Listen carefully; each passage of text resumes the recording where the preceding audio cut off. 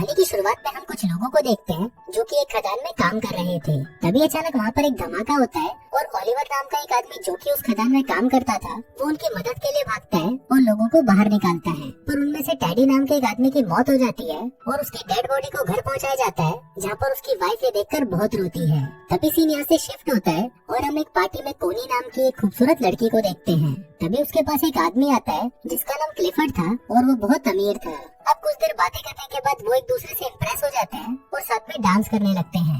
लेकिन कोनी के दोस्त डंकन को ये बिल्कुल भी पसंद नहीं आता क्योंकि अब उन दोनों की ये मुलाकात प्यार में बदल चुकी थी, जिसके बाद वो दोनों एक दूसरे से शादी कर लेते हैं। शादी करते वक्त ये दोनों कसम खाते हैं कि ये दोनों एक दूसरे से हमेशा वफादार रहेंगे और कभी भी एक दूसरे का साथ नहीं छोड़ेंगे। अब उन दोनों की मैरिज लाइफ बहुत ही अच्छी चल रही थी, पर अगले ही दिन क्लिफर्ड को सेना में जाना पड़ता है क्योंकि वो एक सोल्जर था। लेकिन जंग के दौरान क्लिफर्ड घायल हो जाता है और उसे वापस घर भेज दिया जाता है। हम देखते हैं कि आज क्लिफर्ड घर आ रहा था और सभी बहुत ज्यादा खुश थे और उसका वेलकम करने के लिए घर के बाहर खड़े हुए थे। क्लिफर्ड को देखकर कोनी बहुत ज्यादा खुश होती है, पर तभी हम देखते हैं कि उस जंग में घायल होने के बाद क्लिफर्ड के पेट के नीचे का हिस्सा पूरा पैरालाइज हो चुका था। अब क्लिफर्ड अपनी हालत से लाचार था और वो सबको थैंक यू बोलकर अंदर आ जाता है। वहीं कोनी क्लिफर्ड को देखकर खुश तो थी, पर वो अंदर ही अंदर बहुत ही ज्यादा दुखी थी। उनकी खुशियों से भरी जिंदगी में कभी ऐसा मोड़ भी आएगा ये उसने कभी सोचा नहीं था। इसी बात से दुखी होकर क्लिफर्ड खुद को मारने की कोशिश भी करता है, पर कोनी उसे रोक लेती है। वो उसे विश्वास दिलाती है कि वो हमेशा उसके साथ रहेगी।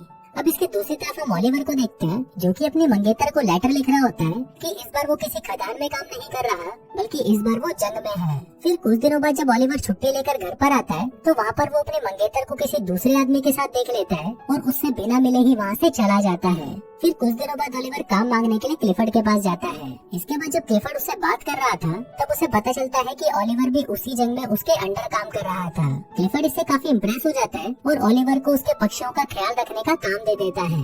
अपाहिज होने की वजह से क्लिफर्ड अपने लिए एक गाड़ी खरीदता है और जब वो उसमें बैठकर घूमता है तो उसे लगता है कि मानो उसके पैर वापस आ गए हो। फिर एक दिन वो कोनी के साथ ओलिवर के पास जाता है जो कि जंगल में बने एक कॉटेज में रहता था और पक्षियों की देखभाल करता था। वहाँ पर पहली बार कोनी ओलिवर को देखती है, जिसे देखते ही वो उससे प्यार कर बैठती है। फिर वहाँ से वापस आते वक्त कोनी ओलिवर को इशारा देती है, पर ओलिवर उसे समझ नहीं पाता।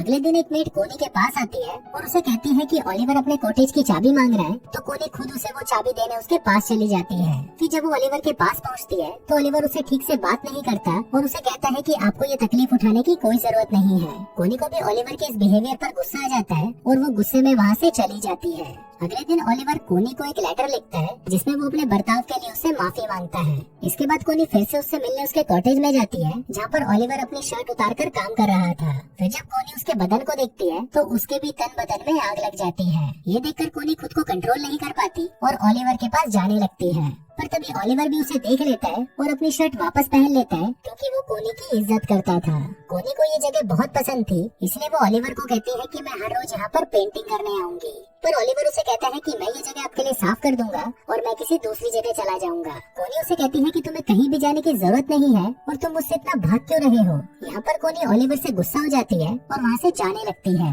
लेकिन तभी वहाँ पर बारिश आ जाती है, इसलिए वो ओलिवर के साथ उसके कॉटेज में चली जाती है जहाँ पर वो दोनों आग जलाकर खुद को गर्म करने लगते हैं। पर तभी ओलिवर वहाँ से उठ जाता है क्योंकि वो कोनी के इरादे समझ रहा था। कोनी उससे पूछती है कि तुम मुझसे दूर क्यों भाग रहे हो, तो ओलिवर उसे कहता है कि मैं तुमसे दूर नहीं भाग रहा, बस मैं डर रहा हूँ क्योंकि अगर क्लिफर्ड को हमारे बारे में पता चल गया तो मेरी नौकरी चली जाएगी।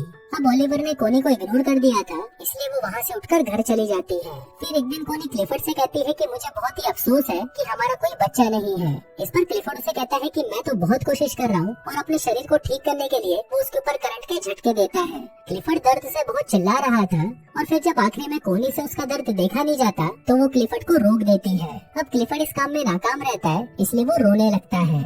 अब इसके अगले दिन कोनी जंगल में जाती है, पर तभी उसे ओलिवर के काम करने की आवाज सुनाई देती है तो वो तुरंत उसके पास चली जाती है। जहाँ पहुंचकर वो छोटे चूजों को देखती है और उन्हें देखकर रोने लगती है।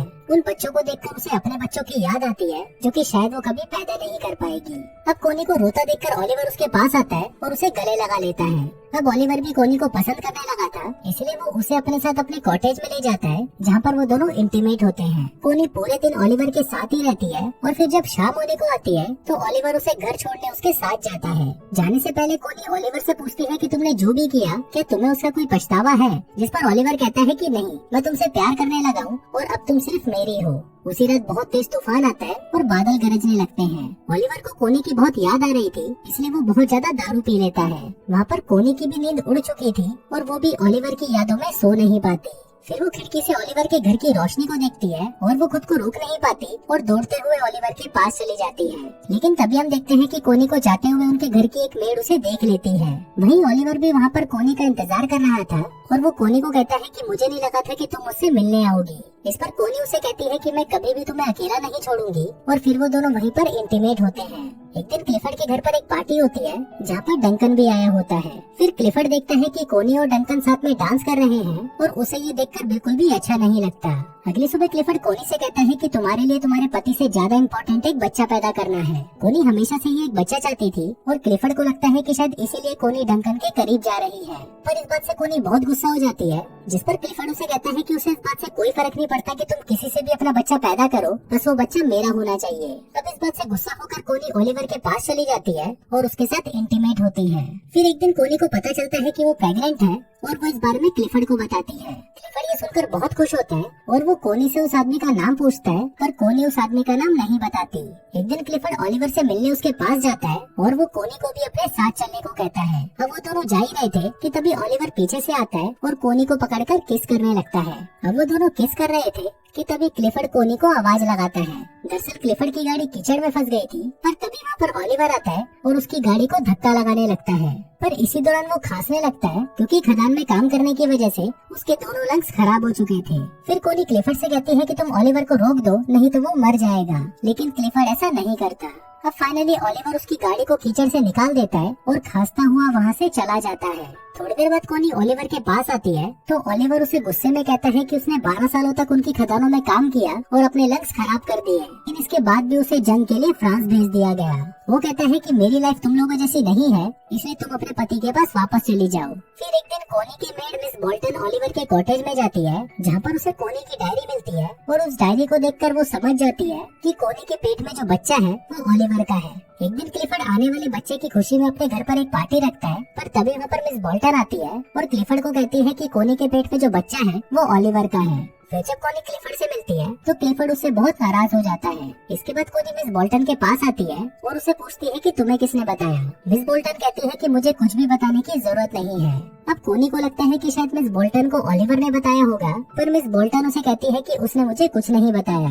अब इस बात से कोनी रोने लगती है और उसे कहती है कि वो ओलिवर से बहुत प्यार करती है। फिर मिस बोल्टन उसके पास आती है और उससे माफी मांगते हुए कहती है कि जल्दी से ओलिवर के पास जाओ, वरना तुम्हारा पति उसे मार देगा। अभी सुनकर कोनी भागते हुए ओलिवर के आउट हाउस में जाती है और देखती है कि वहाँ पर कोई नहीं होता।